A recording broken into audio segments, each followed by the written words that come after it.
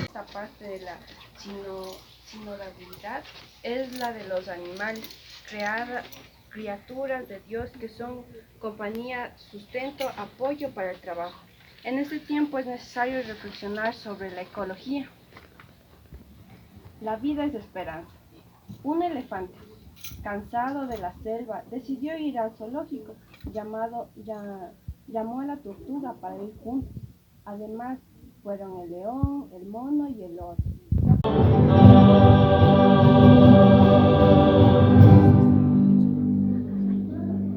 Dale, Señor, el descanso eterno.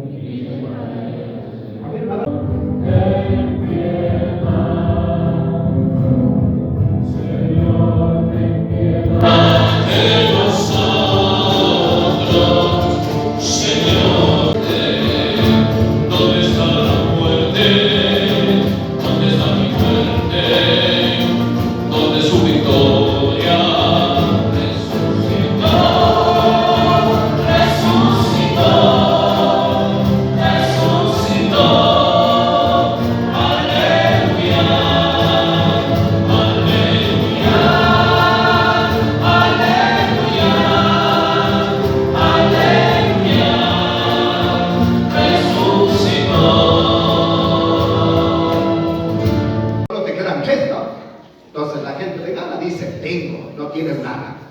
Por eso más bien, queridos hermanos, hoy les presento a Santa Brígida. Ella es una santa que contemplaba a Dios como deberíamos todos ser santos.